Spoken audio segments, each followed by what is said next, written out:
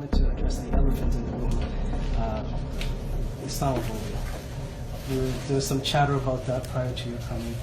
And three quick questions. Would you openly and categorically reject fear-mongering of Muslims in Canada? And I'm not going to use the word Islamophobia because that's open to interpretation. So I'm saying fear-mongering and hate-mongering of Muslims in Canada.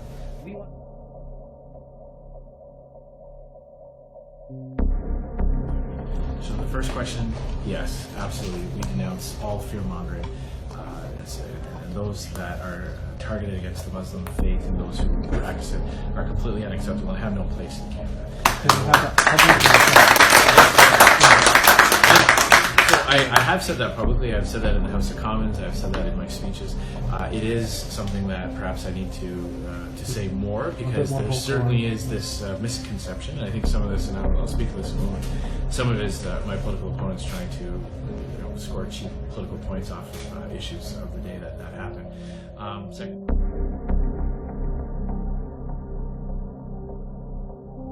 who have commented, made public comments in the past that are derogatory, that single out the Muslim faith, that unfairly target it, or that spread the fear about the Muslim faith, or that would feed into that those elements that try to blame or to unfairly target the Muslim community. We have told people that they are not welcome in our party, and they have no place in our party, they have no place in our movement.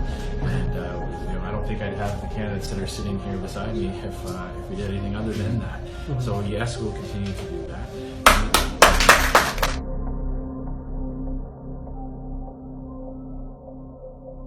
Well, the third about disassociation from nationalist groups. Yes, yeah, and this is the part that I'm glad you asked that, because this is something. The yellow jackets and the fake Goldie. And no, exactly, and this is something the Liberals are definitely trying to make very weak links.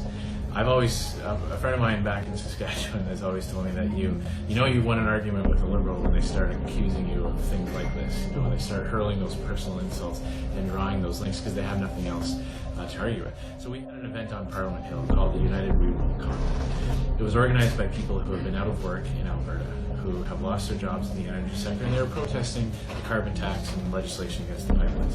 There were other elements that tried to graft onto it, and the organizers of that event said, absolutely, you're not welcome. They were told that this was an energy sector. Faith Goldie was on the street after I spoke and got up and said something. It was not sanctioned as part of the event, but it was just enough for the Liberals to start making completely baseless attacks on me. It's completely unfair, and it's actually, I find it very disgusting that they would use the very real elements in our society that need to be pushed out of mainstream Canadian conversation. That we need to denounce those who spread anti-Muslim sentiments, and to try to paint that kind of a broad brush, I believe, actually makes that harder to do, because they're linking it to things that have nothing to do with it. It does a disservice to the desperate people who are out of work in Alberta, who are unfairly linked to those elements after doing everything they could. So my commitment to you is to always be very vocal against those types of individuals and organizations. We'll completely disassociate.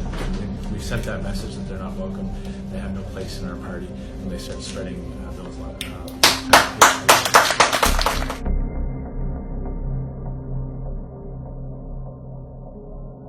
Because prior to this existing government, we were on the conservative side. We were actually campaigning for them. We were supporting them.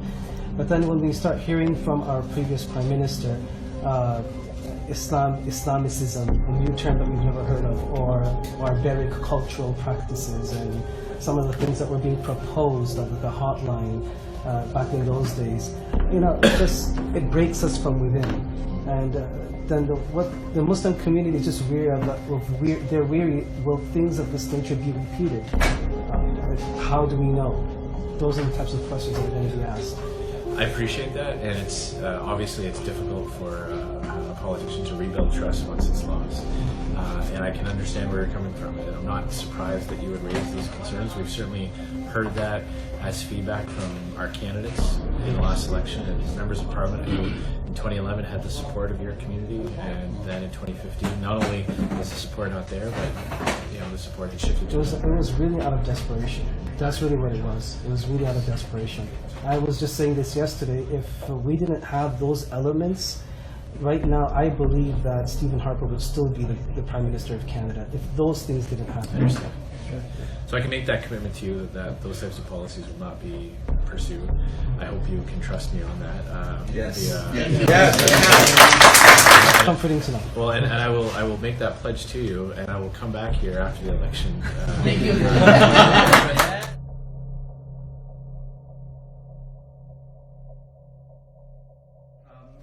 In connection with the LGBT community, which is now an integral part of the society here. So, of course, it is good to respect them, and they have their rights with the government. However, such values are kind of prohibitory in the Muslim community, and hence, so we wanted to request you not to enlighten the students with such literature in Muslim concentrated schooling, because this is a big concern for us. So the students should be given the choice if they want to learn about this or not, rather than implementing the respect or the schooling and the concepts of this community. Yeah. So I thought of just sharing this with you. Well, obviously, it's important that we promote respect and tolerance of all people. Which, as Bishak mentioned, that is things about school issues, and that is provincial.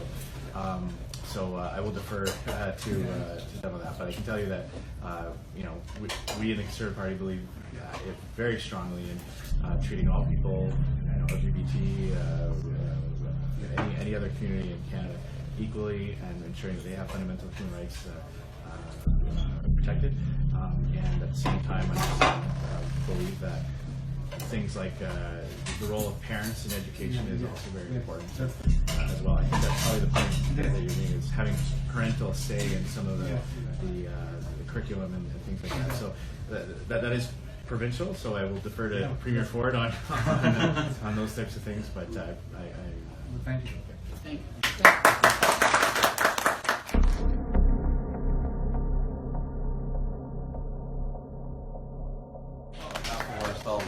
Because we sit on the Council of Imams, the Canadian Council of Imams, and I'm a director of the council.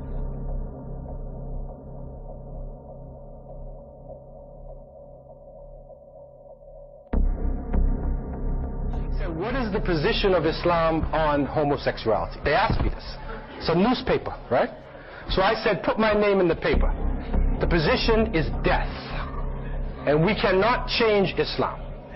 But then they said to me, and this is a question you got to consider. They said, what happens if a homosexual comes to the masjid? What are you going to do? So we said, Inna Allah yaghfiru dhunuba jami'an, Allah forgives all sins. If he's serious, and a person came to me, and he came in the office and he said he was homosexual and he cried. And I said, what happened to you, man? And he said, my father abused me. He's a Muslim.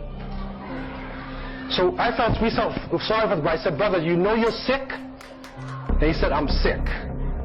So we sent him to a Muslim psychiatrist so he can work through his problem and then bring him back into the masjid. So anything can come now these days. Anything's going to come at us. But we cannot allow, in the name of Islam, gay masjid to come. We cannot allow this, man. And they're trying to do this. It goes with Zionism. And really, it seems like, Allahu Alam, when Dajjal has his army, right, it was going to be mostly Yahud, there'd probably be homosexuals with him too. Over the last year and a half, some of from the CRA perspective, there have been certain masjids, certain mosques, and certain Islamic organizations that have been looked at quite seriously through the lens of CRA, and some of their charity designation have been pulled, suspended. I'm not defending the organizations because there were some wrong things that happened. However, there is a mosque in Ottawa that their designation was pulled because of speeches that was made by some of the imams. We sit on the Canadian Council of Imams. Some of those imams we know, their speeches were taken out of context.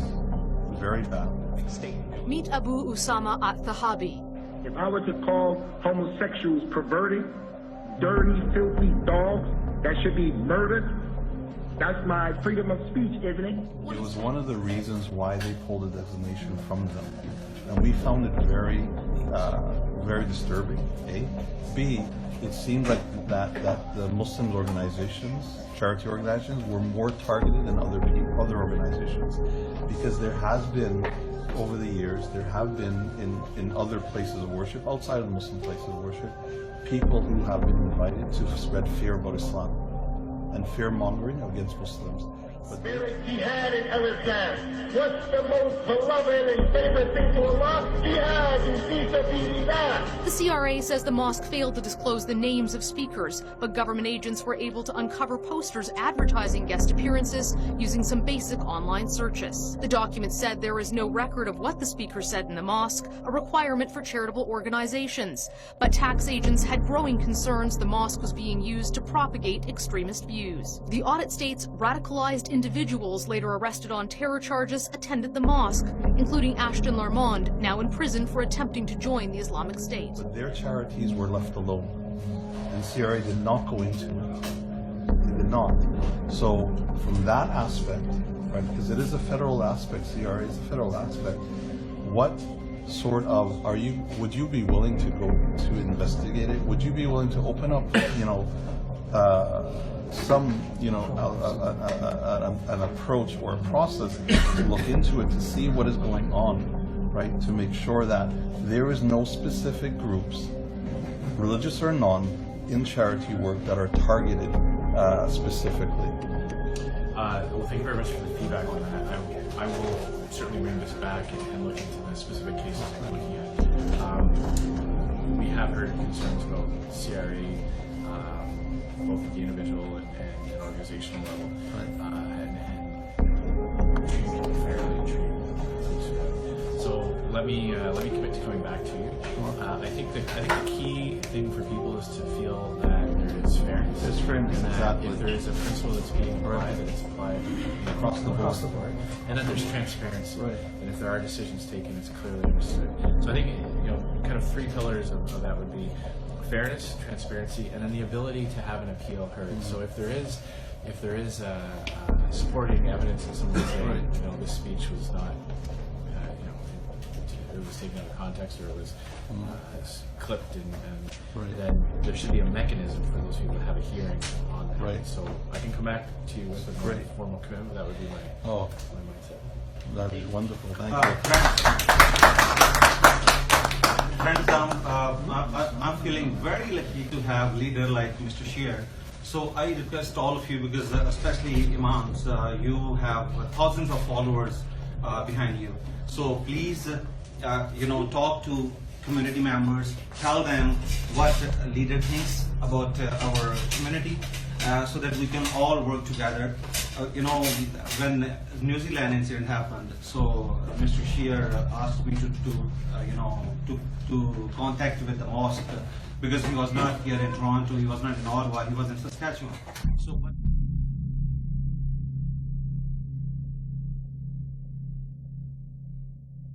Question where people say, why are non-Muslims in the masjid?